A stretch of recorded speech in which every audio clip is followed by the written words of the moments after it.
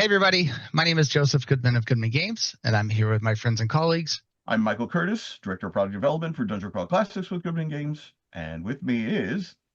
Hey everybody, I'm Chris Doyle. I'm the Director of Product Development on the 5e side for So Goodman we, Games. yes, clearly for Goodman Games.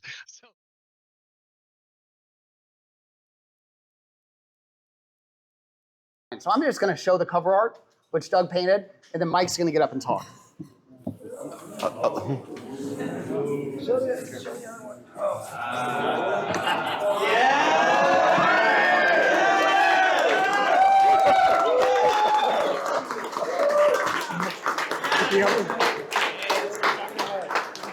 And we will have it for both 5e and DCC. We just announced Original Adventures Reincarnated number 10, the city-state of the Invincible Overlord. This will be available for 5th edition as well as the DCC RPG. It's going to be a huge box set packed with hundreds and hundreds of pages of amazing adventure and a ton of maps to go with it as well. We announced it at Dungeon Con where it got a standing ovation. It was amazing to feel all the positive energy coming out at that event when we announced it in person. Myself and Mike and Doug all had a chance to get up and talk about it, as well as some others. So we're now after Dungeon Con, have rested for a couple of days, and wanted to record this video to share some of the enthusiasm and fun with everybody else. So I guess as we have a brief introduction, City State was originally published in 1977, a long time ago. And I think we established it's the original fantasy city as far as those published in the D&D or role-playing space. And I believe it was the third setting ever published for D&D after Greyhawk and Blackmoor. So Mike, tell us a little bit more about City State of the Invincible Overlord. So the city-state of the Invincible Overlord began simply as a map, which was created by Bob Bledsaw and Bill Owen. And they had it for sale at Gen Con, and famously, they were selling it out of the back of their car. This was before there was booths or what have you. They were talking with people, during the con, say, hey, we've created this fantasy city, and oh, that sounds really cool. And it was like, would you like to buy a copy of the map for it? And then you could go out to the parking lot and they would open up the trunk of the car and you'd get a copy of the map. And there you go. You had your first fantasy city right there. So that later became the beginning of what was basically a subscription format where you subscribe to Judges Guild and they would send you every couple months you would get a new installment, which would the first 3 roughly expanded on the city state and began filling in all the little businesses and stuff. And eventually they moved from the city state to the wilderness beyond that, and eventually the entire world outside of that. But city state was the city state map, and then later on the details of it was the official third party licensed product for Dungeons and Dragons. And in fact, if there was never, we might not have role-playing pre-packaged role-playing adventures had it not been for Bob and Bill, because TSR saw that there was a market for this. And prior to that, Gary Gygax was like, why would anybody write this stuff when you can do it at home? And Bob and Bill demonstrated that there was a market for it, and TSR said, well, we should get in on that as well. So that and Mike, I just want to emphasize this point. I mean, Goodman Games has published adventures or adventure modules, as people call them, since 2001. We have hundreds of them that we've done. And of course, TSR/Wizards has done that for several decades before Goodman Games and continuing to this day. And that entire category of products was essentially invented by Bill Owen and Bob Bledsaw with the city state. And prior to that, TSR had not published adventures because they didn't see a market for it. And when they saw what Judges Guild was doing, if I remember correctly, they quickly republished something they had released at Gen Con a year or two earlier. Am I remembering that correctly? That is correct. It was the first official adventure for Dungeons and Dragons was Steading of the Hill Giants, the G1 module, which I think was used a year or two before. They had it lying around. They had maps. They pushed it in production, and then that kickstarted the entire official Dungeons and Dragons adventure line. So. And then, Mike, tell us what makes City State, as a setting, as a fantasy setting, tell us what makes it so remarkable and why people, I mean, we're not the first to republish it. It's been in various stages of republication for 40 or 50 years now. Tell us what makes it special and why it endures. So City State comes from a time period where fantasy role playing was not so solidified. It didn't have now 50 years of history behind it. So it was any sort of creative aspect you wanted to bring to it was readily accessible, and nobody blinked an eye on this. So the city state, you have a despot, you have an all-powerful despot who is surrounded by an entourage of monsters and sycophants and what have you, and he is what we would probably call lawful evil if we were looking at it for an advanced D&D or Dungeons and Dragons perspective. But he is, he has a total power of it, and the city state lends itself to adventure because it is not a nice place. It is not a utopia. It's not a city on the hill that we should aspire to. It's a warning of what happens when you have power in the hands of one small-minded individual. So there is, when you go into the city state, there are people who are desperately trying to make their lives, and there are also people who are trying to climb the social ladder to get the overlord's good graces. They're trying to murder one another. You might find yourself drafted into the overlord's forces and sent to some godforsaken backwater to fight some border skirmish because the overlord decides that he doesn't want enough armed people hanging around the city at any one time because that's bad for him. So he's constantly sending people out to on crusades against his neighbors or what have you. You have an entire subculture of a very diverse city. You have orcs, and you have trolls, and you have dwarves and elves and halflings and gnomes, and basically almost anything you could find there. There's an entire enclave of goblins who live outside the city who are basically third-class citizens, and they do all the grunt work in the city. And because they're in such, they're treated so terribly, they've been digging underneath the city for years, and people's stock go missing because the goblins aren't being fed. So they'll dig into somebody's storeroom and take off with like a loaf of bread and take it back to the warrens and such. So it's I say that no matter what campaign you want to run, you can find a place for it in the city-state, the Invincible Overlord. It's on a river that leads to a major ocean, so there's pirates that are hanging around the waterfront. There are nobles, there's scheming nobles. There's a thieves guild. There are dungeons underneath the city. Literally anything that you could think of, you can set in the city-state. So it's like the Swiss Army knife of campaign settings. And we're publishing this under our line, Original Adventures Reincarnated. This will be the 10th release in that line. And Chris, you have been there since the very beginning of that line, starting with the first 6 that we had licensed from Wizards of the Coast and several others through that time period. Tell us about the OAR line and why you think City State has a role in this line. Well, the OAR line, it's really about legacy. It's really about some of these classic, groundbreaking, really, adventures that were created decades ago, literally generations of gamers previously. And it's quite frankly our opportunity, and wonderful opportunity, I might add, to bring these products to a modern gamer and package them so that a modern gamer could actually use it.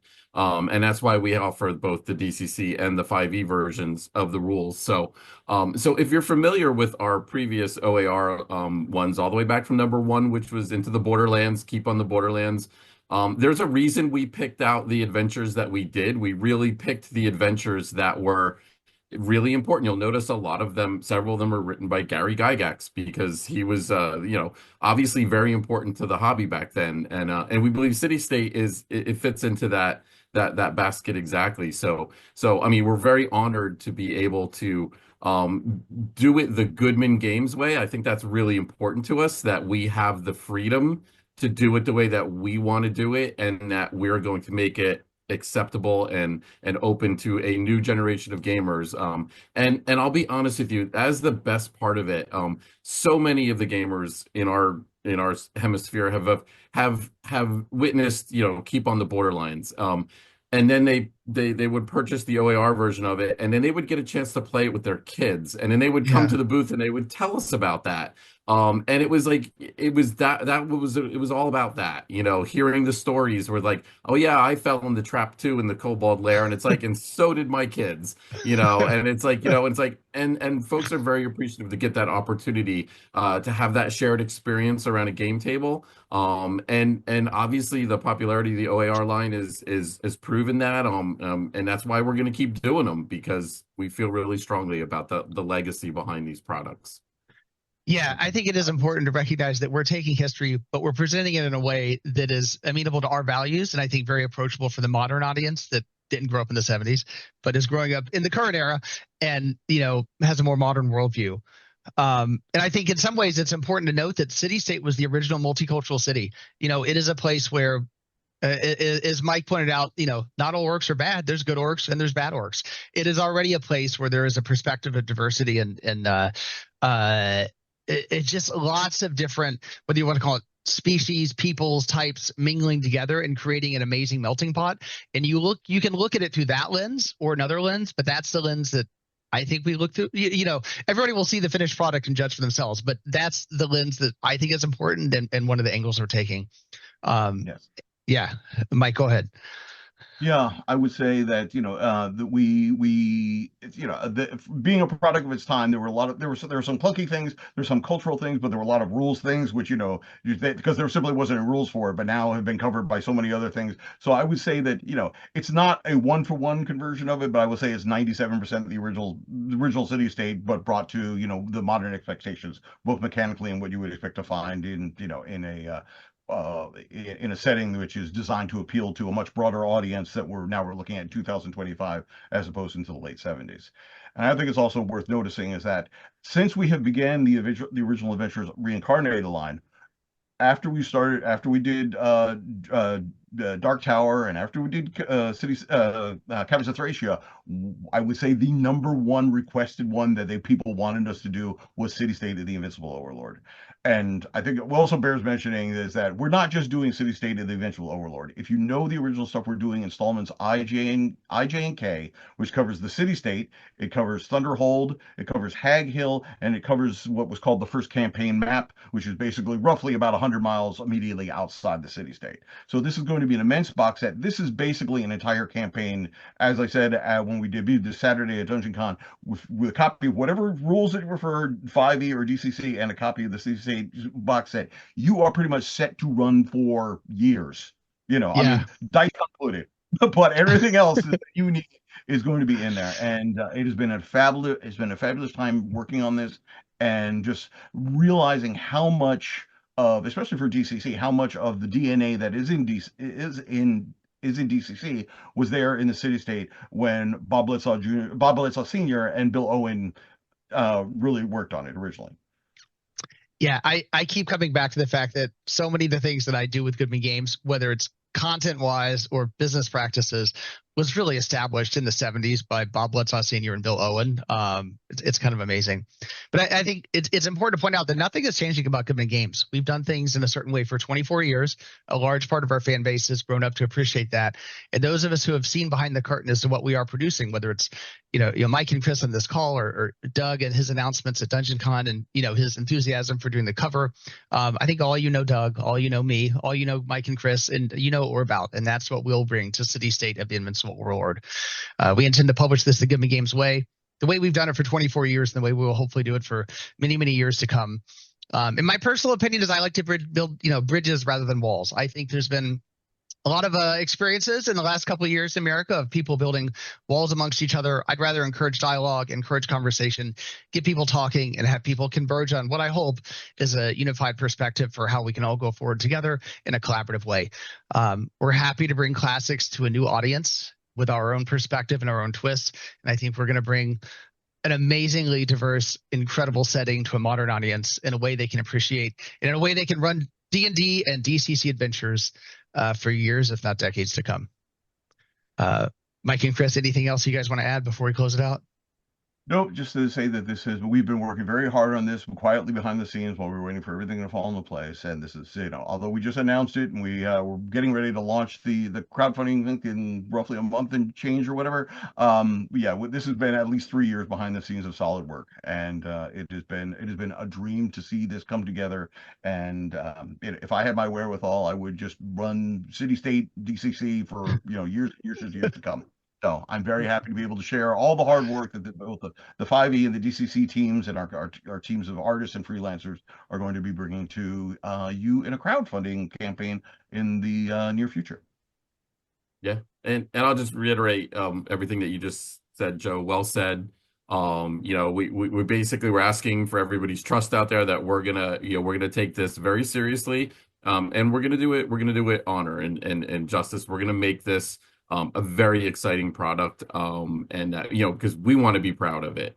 And we want to make it so that the modern gamers can experience a little taste of what it was like back in the Wild Wild West in the 1970s when there was, like you said, there was no rules, and they just made up rules for different things. You know, there was no disease rules, poison rules, stuff like that. So they made them up. So, and it's like, you know, so we would like to bring that and do it like Joe said, the Goodman Games way. So hopefully you guys will join us for that ride. Cool. It'll be crowdfunding soon. I'm sure we'll link down below the teaser page. And Doug did an amazing job on the cover. If you were at Dungeon Con, you had a chance to hear him talking about it. And we're looking forward to showing you guys not just the cover, but everything that's inside. It's going to be an amazing product. So thanks, everybody.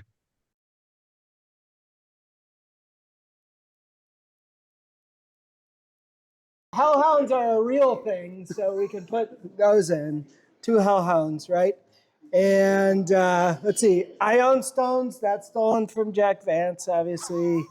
He's got some cool necklace of missiles. What's the staff? Does Mike know? He doesn't know. It's a magical staff, you know, and the sword, he's got a Vorpal blade down there. Yeah, he's got all this stuff, and you know, he rules the city-state. And Doug, this is the city-state behind him. Do you want to talk about why there's palm trees and why it has that Mediterranean vibe? Because we decided that. No, Mike did a lot of research, and based on what's in the stories, it's basically a. Do we know? It was the Mediterranean / you said like. I think it goes back to Appendix N stuff. The reason why Lankbar and all, you know, Conan stuff is in a Mediterranean kind of thing, and you know. When the weather's nicer, there's always more rioting in the streets. So if it's a Mediterranean climate, it's riot weather all year round. So then you got to get an invincible overlord to come in and you know. Sounds about right. Make sure. Yeah. This is. I'll stop short of my political rant. Yeah, well. Very cool. Anything else you guys who know who I am know what my political rant is. We know. Anything else you want to add? Any questions you guys have that we can answer? Who's the girl? She's his. I'm gonna make something up. She's his closest advisor, the ambassador from the Illithid Kingdom. 13, the not Illithid Kingdom. It's canon. Well, from the Illithid Kingdom, that is 13 cities, underground cities below what you know as hell. And she's come to advise the Overlord as to how to be a tyrant above ground because they haven't mastered in hell. Right? All right. Any other questions? Looks like he's wearing a fur coat. What animal is that fur from? It's not a fur coat, so screw you.